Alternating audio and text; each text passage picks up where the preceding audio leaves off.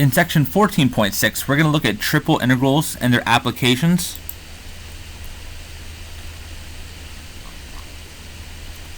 So the idea behind a triple integral, the way we're going to define this, is kind of analogous to the way that we defined double integrals.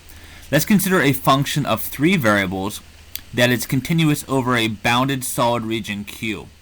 So we're thinking of the function f as being a function of x, y, and z. Its graph would be something that would be four-dimensional because you have three independent variables, x, y, and z, and then the f value would be your fourth value. That would be your dependent variable. If we look at f over its domain, let's suppose we have it over a sub-region of its domain. Suppose it's a solid region, call it Q. What we can do is take this domain, we can partition it, we can break it up into a bunch of little pieces by making partitions on the x, y, and also on the z-axis. And from that we can form the volume of the ith box. We know that the volume of a box is just length times width times height. Therefore, if you look at the volume of any one of these little boxes, the volume of that little box would be delta xi times delta yi times delta zi. From there, we can then use these little boxes to approximate the volume of the solid region Q.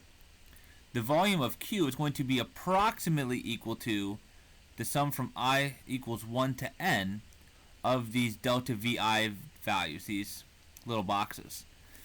From here, we're going to do the standard calculus trick where if we let the norm of that partition go to 0, in other words, if we approximate with smaller and smaller and smaller boxes, our approximation gets better and better and better, so much so that if the norm of the partition, and therefore n goes to infinity, the limit of these sums will actually approach the real volume of Q.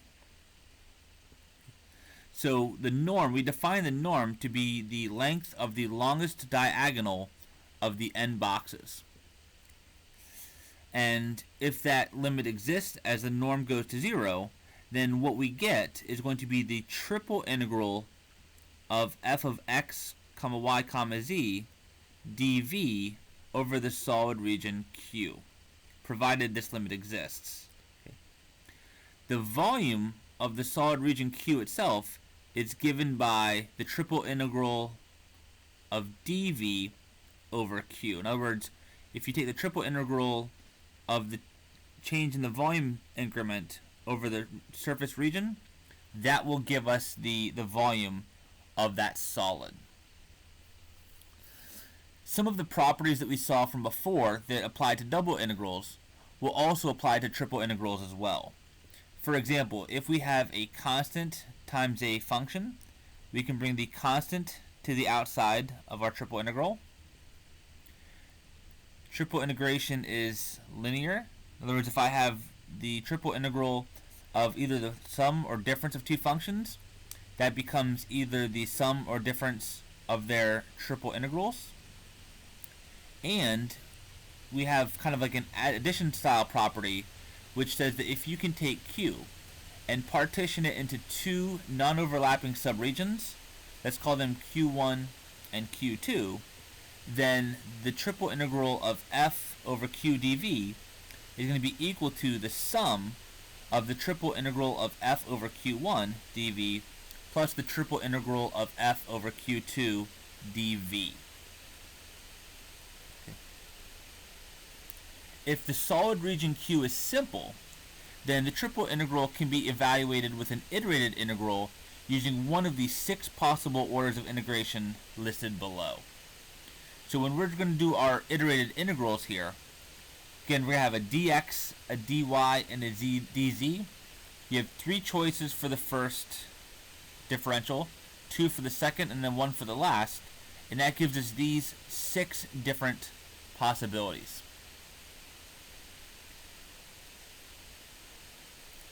The following version of Fubini's theorem describes a region that is considered simple with respect to the order dz, dy, dx. Okay. And again, there's similar versions of this that can be restated for the different orders. But let's suppose we have the following. Let f be continuous on a solid region Q defined by the following. X is bound between A and B. Y is bound by a function of x. Y is between h1 of x and h2 of x. And let's suppose that z is bounded between functions of x and y. Z is greater than or equal to g1 of xy, but yet less than or equal to g2 of xy, where all of the functions listed above, the h's and the g's, are all continuous. If that's the case, then the triple integral of f dv over the surface Q is equal to the following iterated integral. It's going to be the triple integral of f of x comma yz integrated dz, so these would be our z bounds, which is going to be a function of x and y. Again, this kind of harkens back to what we talked about earlier in this chapter, that if you're going to integrate with respect to a particular variable, your bounds cannot involve or include that variable. So if I have a function of z, if I'm integrating dz rather, then my bounds have to be things that are functions of x and y only. Can't involve the z. We integrate dz.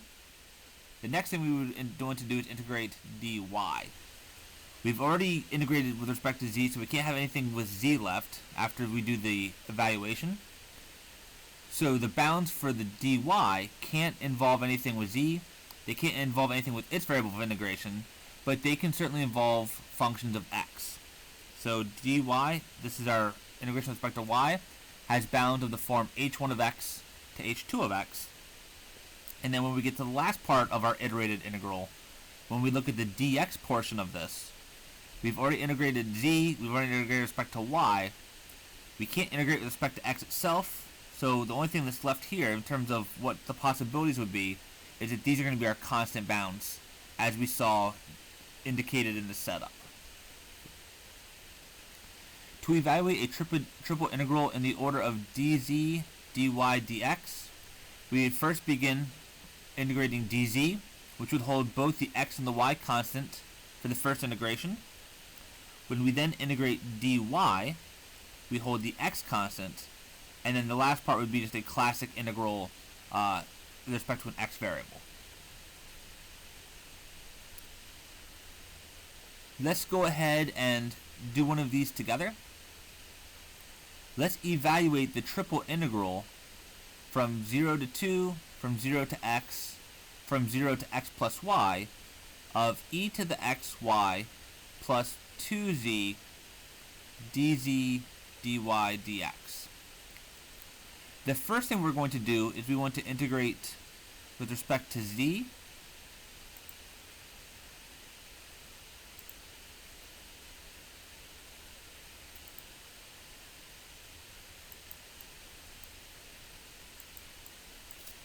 So let me try to show that work.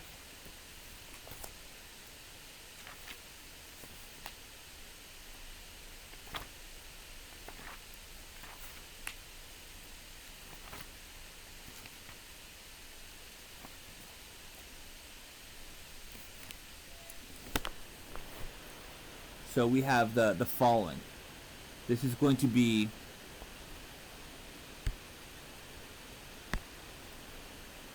the integral from 0 to 2, from 0 to x,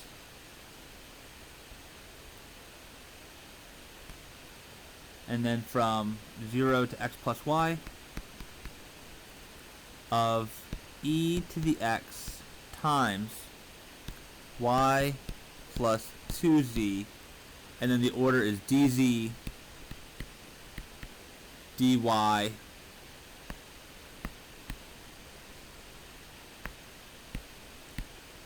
dx.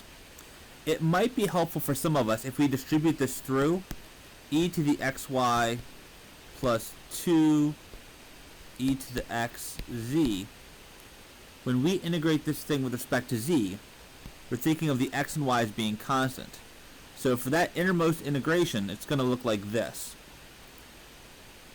E to the xy is a constant, so its antiderivative with respect to z would be e to the xyz plus the 2e to the x would be constant. For the z part, I would add 1 to the power, divide by the new power. The 2's would cancel, and so we're going to get the following. This is going to be the triple integral from 0 to 2, from 0 to x, of our antiderivative is e to the x y z plus e to the x z squared, and then this is going to be evaluated from 0 to x plus y.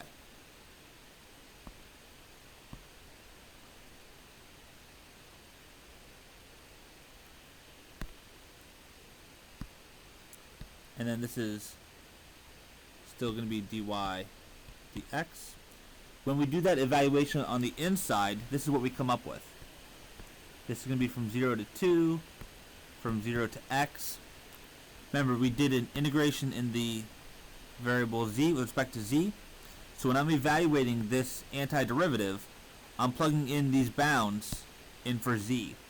So we're going to get e to the x y times z, which is x plus y, plus e to the x times z squared, which is x plus y squared, and then dy dx.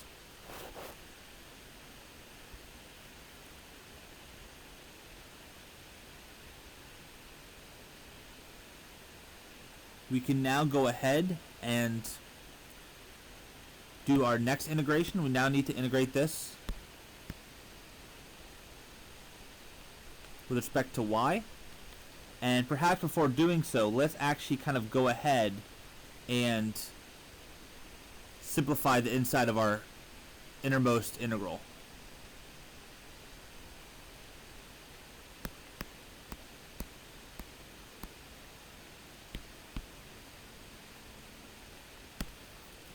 So right now we have the definite integral from 0 to 2, from 0 to x, of, if I distribute these in, we're going to have e to the x y x plus e to the x y squared plus, with this part we can distribute it out. So to expand, that'll be x squared plus 2xy plus y squared. That gives us e to the x squared. Let me just kind of reorder it, and I'll just actually put it up here as we go to write it. We have the first term. It's an x, y, e to the x, plus we have e to the x, y squared, plus x squared e to the x, plus 2xy e to the x, plus y squared e to the x, dy dx. Of all of the terms that we have, we definitely have some like terms here. These two are like terms, as well as the y squared e to the x terms. So let's go ahead and combine those.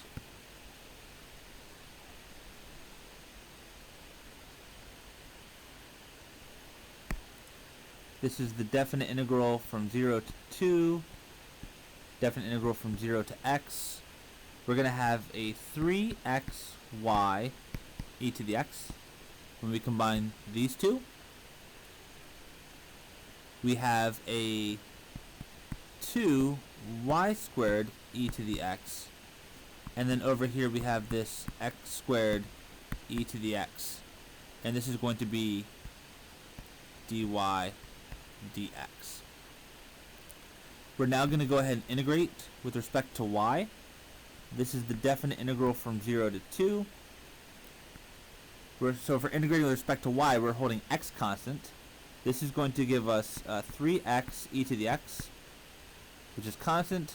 The antiderivative of y is y squared over 2 plus the 2e to the x part of this would be constant.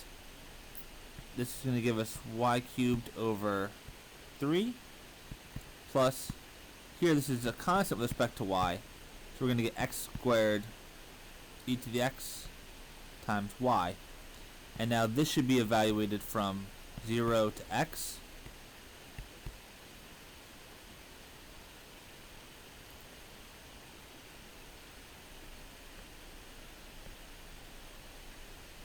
I'm going to kind of cut through the chase for some of this, but if you evaluate this antiderivative, remember we integrate with respect to y, so these evaluations, these limits are getting plugged in for the y variable.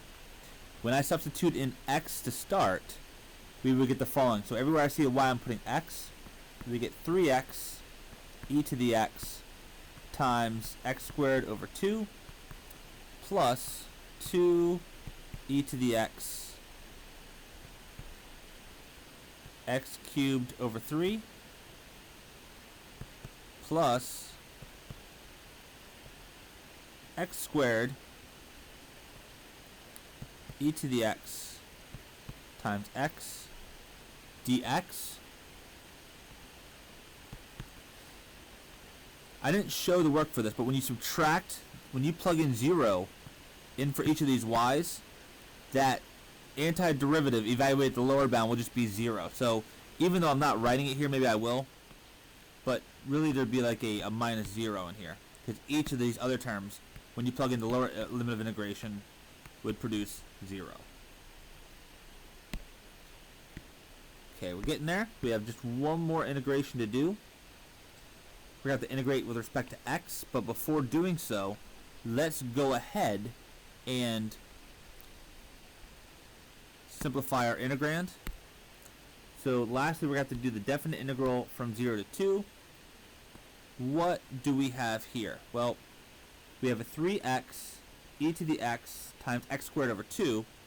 So that first term on the inside is going to end up being a 3x cubed over 2 e to the x plus we have a 2/3 x cubed e to the x term plus x cubed e to the x. So actually all of these terms are like terms, which is going to be convenient. We can combine them by doing the work with the coefficients. 3/2 plus 2/3 plus 1. A little bit of arithmetic here. Common denominator of 6 should produce 19 over 6. So we have 19 over 6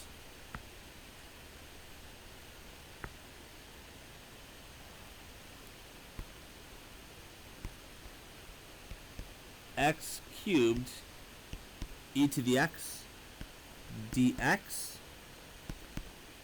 From properties of integration, we can pull out the 19/6, the integral from 0 to 2, x cubed e to the x dx. For this last part, I'm not going to show the work. This is something that you would have learned back in Calculus 1. But whenever you're trying to integrate a polynomial times e to the x, to do this next part of the integration, this is going to be integration by parts.